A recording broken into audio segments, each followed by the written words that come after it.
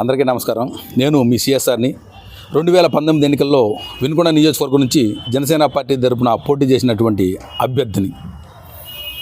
ఈ రోజున వినుకొండ నియోజకవర్గంలో ఎవరు నాయకుడో ఒక క్లారిటీ లేదు. జనసేన పార్టీ తరపున ఇద్దరు ముగ్గురు తిరుగుతూ ఉన్నారు. ఎవరికి వాళ్ళు మేమే నాయకులు అని చెప్పుకుంటూ తిరిగే పరిస్థితి ఈ రోజున ఉంది. అందులో ఒక నాయకుడు నిశంకర్ శ్రీనివాసరావు అనే నాయకుడు జనసేన వీర మహిళల ప్రోగ్రాం అని పెట్టాడు. ఆ వీర మహిళలో కనీసం ఒక 200 మంది దాకా పెయిడ్ ఆర్టిస్టులు తీసుకొచ్చారు. ఒరిజినల్గా లెక్కేసుకుంటే ఒక 10 మంది కూడా లేరనేది అక్కడ కనిపిస్తుంది. అక్కడ ఉన్న వ్యక్తుల్లో 10 మంది కూడా ఒరిజినాలిటీ లేదు, మొత్తం పెయిడ్ ఆర్టిస్టులు అని కనిపిస్తుంది.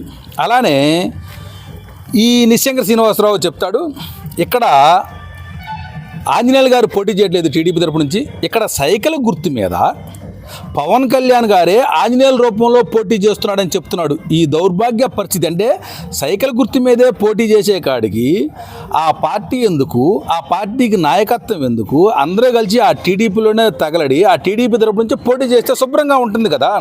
ఈ మాత్రం దానికి మళ్ళీ జనసేన పార్టీ, తెలుగుదేశం పార్టీ అని చెప్పేసి ప్రజల్ని కన్ఫ్యూజ్ చేయటము, కాపులను ఎవరినైతే మోసం చేయడానికి కాకపోతే మీరు చేసేది ఏముంది? అలానే ఆ ఒక్క సభ యొక్క ముఖ్య ఉద్దేశం బ్రహ్మనాయుడు గారిని విమర్శించటం, ఏ అభివృద్ధి చేయని ఆంజనేయుల గారిని పొగడటం. అయ్యా, కళ్యాణ్ గారు టీడీపీకి పొత్తిచ్చారు, జనసేన వాళ్ళని టీడీపీకి మద్దతు ఇవ్వమని చెప్పారు. చెప్పినప్పుడు మా వినుకొండ పరిస్థితి ఇలా ఉంది. ఆంజనేయుల గారు 10 సంవత్సరాలు ఎమ్మెల్యేగా ఉన్నారు, కానీ ఒక్క పని కూడా చేయలేదు. అలానే బ్రహ్మనాయుడు గారు వచ్చి 4 సంవత్సరాలు అయింది.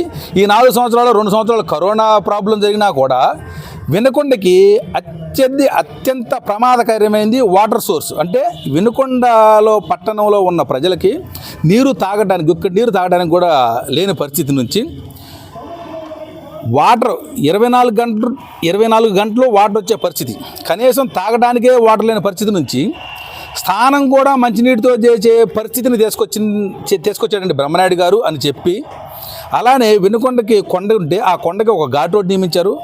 అలానే వినుకొండ కొండ చుట్టూ ఒక అవుటర్ రింగ్ రోడ్ లాంటిది నియమించారు. అలానే రోడ్లు విస్తరణ చేశారు. వినుకొండకి చాలా మంచి పనులు చేశారండి. మరి మమ్మల్ని ఏమీ చెయ్యని ఆంజనేయులకి సపోర్ట్ చేయాలా, ఇవన్నీ చేసిన బ్రహ్మనాయుడు గారికి సపోర్ట్ చేయాలని చెప్పేసి పవన్ కళ్యాణ్ గారు అడగాలి కదా మీరు. అంటే మీరు అభివృద్ధిని అడ్డుకుంటున్నారా? అలానే 2019లో నేను పోటీ చేసినప్పుడు ఇప్పుడు ఎవరైతే సోకాల్ లీడర్స్, మేము జనసేన పార్టీ తరపున లీడర్లు అంటున్నామో, ఒక్క నాయకుడు వచ్చి సపోర్ట్ చేయలేదు.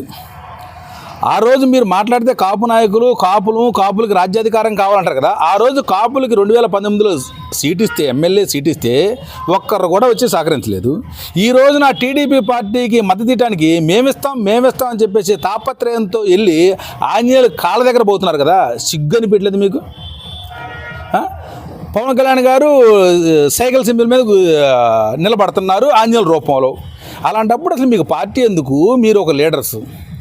వినుకొండకు పట్టిన దౌర్భాగ్యము మీరైతే, రాష్ట్రానికి పట్టిన దౌర్భాగ్యము చంద్రబాబు నాయుడు, పవన్ కళ్యాణ్ గారు. ఎందుకంటే చంద్రబాబు నాయుడు గారికి మద్దతు ఇవ్వటమే పవన్ కళ్యాణ్ గారు చేసిన అతిపెద్ద తప్పిదం.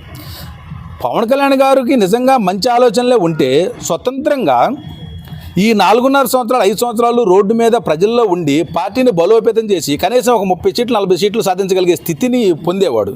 అటువంటిది ఇప్పటివరకు కూడా నియోజకవర్గాలు సందర్శించిన ఒక పవన్ కళ్యాణ్ గారిని మాటలు నమ్మి అభివృద్ధిని అడ్డుకోవాలి అనుకుంటే సూర్యుడికి చేయడ్డం పెట్టి సూర్యకాంతి పడట్లేదని ఒక కలగంటమే. అలానే బ్రహ్మనాయుడు గారిని ఓడించాలని మీలాంటి గుంటనక్కలు ఎన్ని తయారైనా బ్రహ్మనాయుడు గారి విజయాన్ని ఆపలేరు. ఇలాంటి దౌర్భాగ్య పరిస్థితిలో ఉన్న నాయకుల మాటిని కాపులు ఓట్లు వేయరని నేను మనస్ఫూర్తి కోరుకుంటున్నాను. మన ఓట్లు అభివృద్ధి చేసే బ్రహ్మనాయుడు గారికి వేద్దాం. నేను మనస్ఫూర్తిగా స్వాగతిస్తున్నాను. నేను అందరినీ కలుస్తాను, అన్ని గ్రామాలు తిరుగుతాను.